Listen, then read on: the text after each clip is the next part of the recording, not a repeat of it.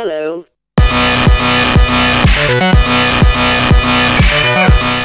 And we're back with a new one. This is the story of a man named Stanley.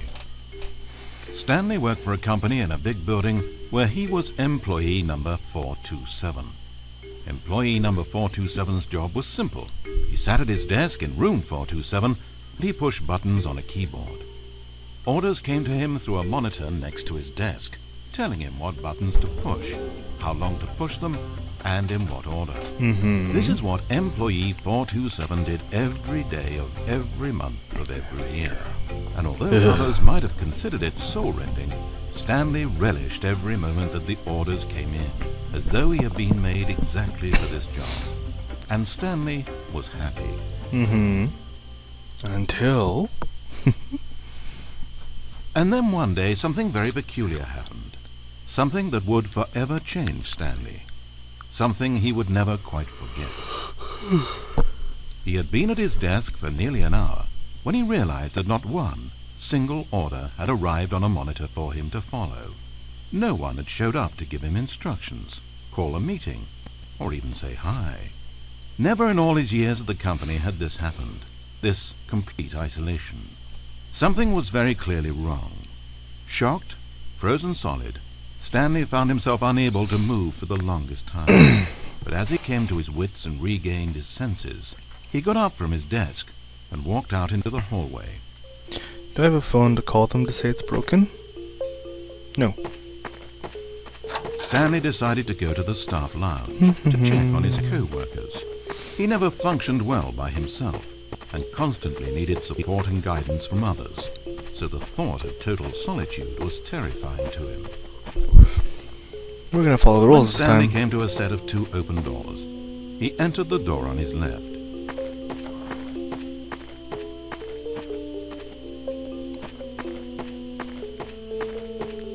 Five 509. 510. Nobody's here. As Stanley entered the lounge, he was horrified to find not a single person here. He decided he would walk up to see his boss, hoping that he would find an answer there. You get a drink? No. But I want a drink.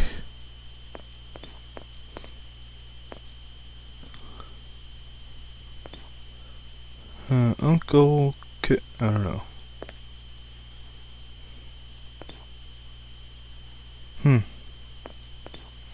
Hey boss man, where you at? I need to talk to you. Nobody's here. Coming to a staircase, Stanley walked upstairs to his boss's office. I wanna go down. So, right and wrong time this time. Let's go down instead. Wrong again? But Stanley just couldn't do it. He considered the possibility of facing his boss, of admitting that he had left his post during work hours. He might be fired for that. And in such a competitive economy, was it really worth taking that risk? All because he believed everyone had disappeared? His boss would think he was crazy. And then something occurred to Stanley. Maybe, he thought to himself, maybe I am crazy. Everyone I know simply vanishing out of the blue, there's almost no other explanation for it. And a nagging fear began to creep up in his mind.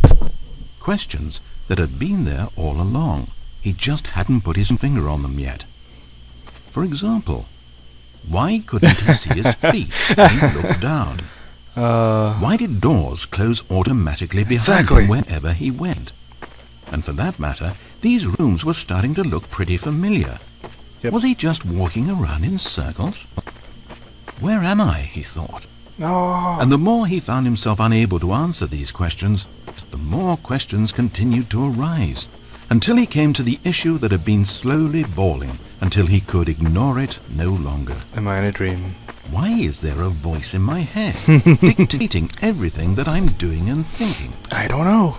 Suddenly, every door slammed shut. No, Stanley screamed. I need to get out of here. I need to know that there's something out there. I need to know it's not just all in my head. And he screamed and clutched at his skull as the voice grew harsher and the music in the background rose higher and higher. And then, moments before collapsing to the ground, Stanley clenched his No. fists and screamed to anyone who might be listening, "I'm not real! I'm not real! Don't believe any of it! None of it's real!" No. And then everything went black.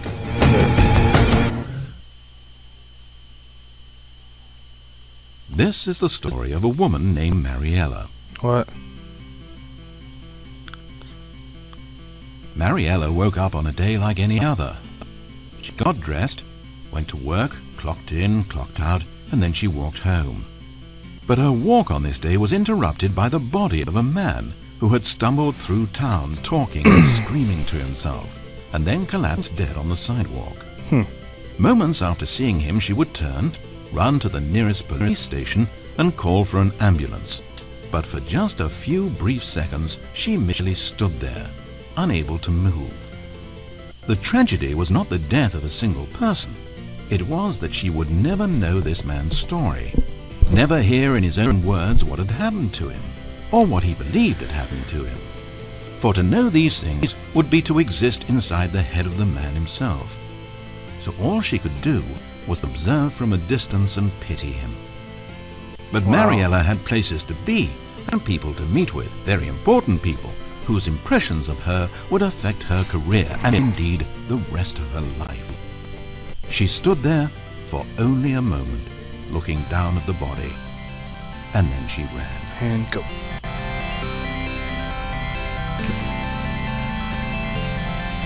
Game over again.